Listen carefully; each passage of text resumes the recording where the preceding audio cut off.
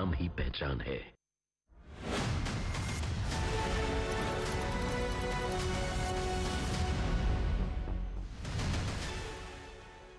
तो देखेंगे हम खबरें एक एक मिनट में, लेकिन उससे पहले एक बड़ी खबर आ रही है। मुंबई पुलिस को 2 लोगों की तलाश है।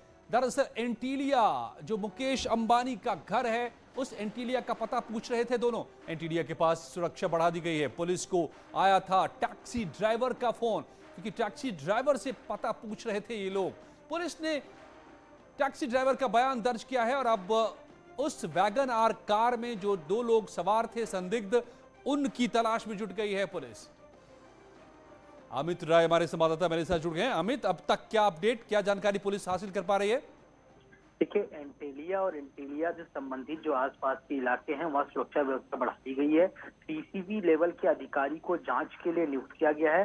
दरअसल एक टैक्सी चालक ने पुलिस नियंत्रण कक्ष को फोन किया था। उसके मुताबिक एक दाढ़ी वाले व्यक्ति ने किला कोर्ट के सामने उससे एंटीलिया का पता पूछा था और जिस संदिग्ध ने पता पूछा वो सिल्वर कलर की वैगनआर कार से थे। उनकी दाढ़ी बड़ी थी और वो दोनों 2 लोग थे और दोनों ही उर्दू में बात कर रहे थे। इनके पास बैग था। तो पुलिस जो है उस इलाके की सीसीटीवी फुटेज जो है वो खंगाल रही है और चारों तरफ नाकाबंदी कर दी गई है। पुलिस ने इस नंबर की जानकारी जुटाने के लिए आरटीओ से भी संपर्क किया है। इस नंबर की जानकारी उनके पास नहीं मिल रही। दरअसल जो टैक्सी चालक ने नंबर बताया कार का MH02HL5202, ये नंबर बताया है टैक्सी चालक ने। तो पुलिस आरटीओ से इस नंबर की जानकारी जो है वो निकाल रही है और इस पूरे मामले में मैं आपको बता दूं कि अब छानबीन चल रही है और पूरा जो साउथ मुंबई का इलाका है उसको जो है जगह जगह नाकाबंदी वहां पर कर दी गई है और टैक्सी ड्राइवर का जो बयान है वो अभी भी आजाद मैदान पुलिस स्टेशन में दर्ज किया जा रहा है। एब्सोल्युटली, तो पूरी तरह से मुंबई पुलिस एक्टिव हो गई है। आखिर कौन लोग हैं वो दोनों और क्यों पूछ रहे थे एंटीलिया का पता? पुलिस के सामने यही सवाल, जिसका जवाब तलाशने के लिए तलाश रही है उन दोनों संदिग्धों को।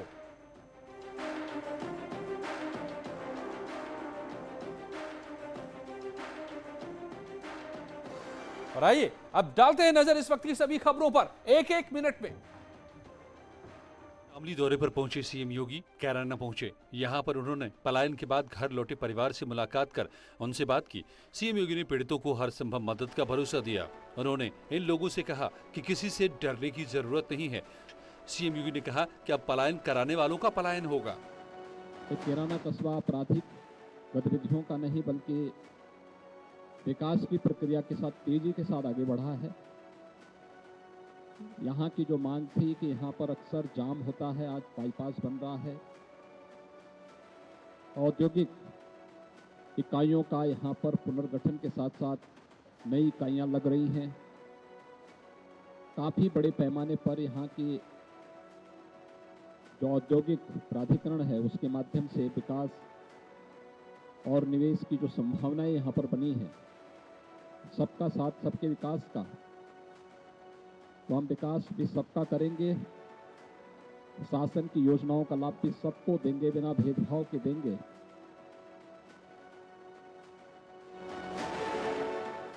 इसके साथ ही सीएम योगी ने कहा कि अब कोई दंगा करने की कोशिश करेगा तो उसकी कई पीढ़ियों को अंजाम भुगतना पड़ेगा। साथ ही उन्होंने चेतावनी दी, अगर कोई व्यापारियों, महिलाओं या किसी भी नागरिक को परेशान करेगा तो उसकी खैर नहीं। भाइयों बहनों, ये हमारे लिए राजनीतिक मुद्दा नहीं हो सकता है, ये हमारे लिए अस्मिता का मुद्दा है, आन वान और शान का मुद्दा है। हम किसी के सम्मान के विरुद्ध कोई कार्य नहीं करेंगे, लेकिन कोई हमारी अस्मिता को ठेस पहुंचाने का प्रयास करेगा, बहन बेटियों की इज्जत के साथ खिलवाड़ करेगा, निर्दोष व्यापारियों का उत्पीड़न करेगा, अराजकता की स्थिति पैदा करेगा, दंगा भड़काने का प्रयास करेगा, तो उसकी आने वाली कई पीढ़ियां भूल जाएंगी फिर कि कैसे दंगा होता है और कैसे सुरक्षा के साथ खिलवाड़ होता है।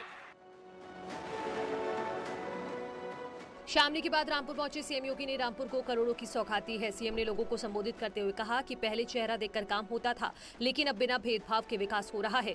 इसके साथ ही आजम खान का नाम लिए बिना कहा रामपुर के विरासत को खत्म करने की साजिश की गई। इसके साथ ही कहा जो अवैध कब्जा करेगा वो कार्रवाई के लिए तैयार रहे और हम किसी भूमाफिया को अवैध कब्जा नहीं करने देंगे। कि विकास और कल्याणकारी योजनाओं में भेदभाव नहीं, लेकिन अगर किसी ने पर्व और त्योहारों में व्यवधान पैदा करने का प्रयास किया अगर किसी ने प्रदेश के अंदर शांति और सौहार्द को बिगाड़ने का प्रयास किया तो सख्ती के साथ निपटने और पेशेवर माफिया और अपराधियों के अवैध कमाई पर शासन का बुलडोजर हमेशा तैयार रहता है।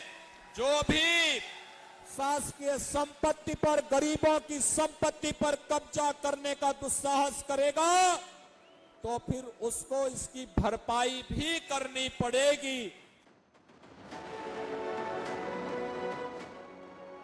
निषाद पार्टी के राष्ट्रीय अध्यक्ष संजय निषाद ने भगवान राम के जन्म के बारे में विवादित बयान दिया। संजय निषाद का कहना है कि भगवान राम राजा दशरथ के बेटे नहीं थे।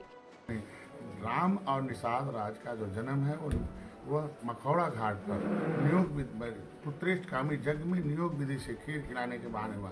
खीर खाने से तो कोई बच्चा हो नहीं जाएगा ना, तो एक तरीका था, एक सम्मानजनक तरीका था। उससे कहते हैं कि दशरथ के वो तथाकथित पुत्र है, असली पुत्र वो श्रृंगी ऋषि निषाद।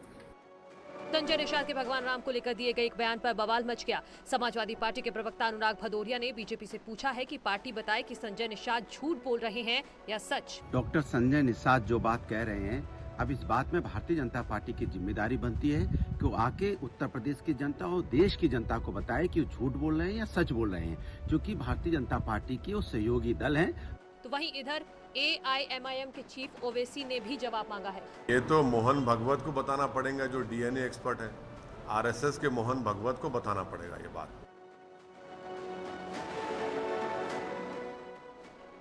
सीएम योगी कल शाहजहांपुर के दौरे पर जाएंगे। यहां पर वो 2 जनसभाओं को संबोधित करेंगे। दोपहर 12 बजे जलालाबाद में और दोपहर 2 बजे शाहजहांपुर शहर में सीएम योगी की जनसभाएं होंगी। इस मौके पर वो जिले को 101 विकास योजनाओं की सौगात भी देंगे। वहीं बरेली मोड़ पर बिशन सिंह सेठ की मूर्ति का अनावरण करेंगे। सीएम योगी के दौरे से पहले कैबिनेट मंत्री सुरेश खन्ना और जितेंद्र प्रसाद ने कार्यक्रम स्थल का निरीक्षण किया। माननीय मुख्यमंत्री जी का आगमन जलालाबाद में होगा। हमारे जिले के प्रभारी मंत्री कपिल देव अग्रवाल जी भी आए हैं। जिलाध्यक्ष पूरी सहायक लोग हमारे जिले के सब देख रहे हैं और पूरी व्यवस्था होगी। ऐतिहासिक रैली होगी और माननीय मुख्यमंत्री जी का शाहजहांपुर की धरती पर स्वागत भी है और उनके आने से पार्टी को और यहाँ क्षेत्र योजनाएं की घोषणा भी होंगी और लोकार्पण भी होंगे। लखीमपुर हिंसा पर आज सुप्रीम कोर्ट में सुनवाई हुई। सुनवाई के दौरान सुप्रीम कोर्ट ने जांच पर सवाल उठाए हैं। सुप्रीम कोर्ट ने सरकार से पूछा कि स्टेटस रिपोर्ट में नया क्या है और दोनों एफआईआर में क्या अंतर है। साथ ही कहा कि दोनों एफआईआर की अलग अलग जांच हो। हरीश साल्वे ने यूपी सरकार का पक्ष रखते हुए कहा कि दोनों मामलों की अलग जांच हो रही है। वहीं सुप्रीम कोर्ट ने कहा कि जांच में निष्पक्षता और स्वतंत्रता जरूरी है और हम मामले की जांच की निगरानी चाहते हैं और जांच की निगरानी के लिए हाईकोर्ट के जज के नाम सुझाए हैं। मामले में शुक्रवार को अगली सुनवाई होगी। आज चीफ जस्टिस जी का ये भी कहना था कि मामला चूंकि पेचीदा होता जा रहा है, कई घटनाओं के उसमें जिक्र होती जा रही है, जिसको देखते हुए उन्होंने कहा कि क्यों ना कल शाम को ही हम इसको है मैटर पे कोई ऑर्डर पास करें, सुनवाई करें। जिस पर है हरीश साल्वे जी ने कहा कि अभी नहीं तो फ्राइडे को शायद निर्धारित की गई है और ये कहा गया है कि आप इस बारे में अपना विचार कर लें और ताकि हम सारी चीजों के बारे में जो अपना निर्णय दे सकें। खबरें अभी और भी हैं, बने रहिए हमारे साथ। लौटते हैं कुछ ही पलों में।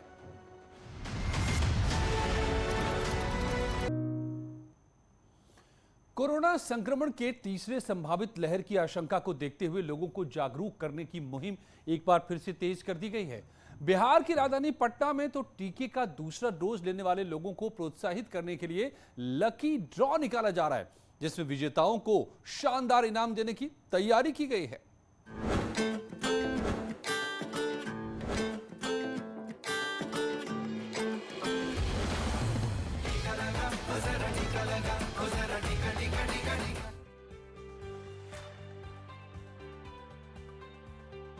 बिहार की राजधानी पटना में 8 से 26 नवंबर तक कोरोना का दूसरा टीका लेने वालों को बाइक और टीवी जैसे कई बम्पर इनाम जीतने का मौका है।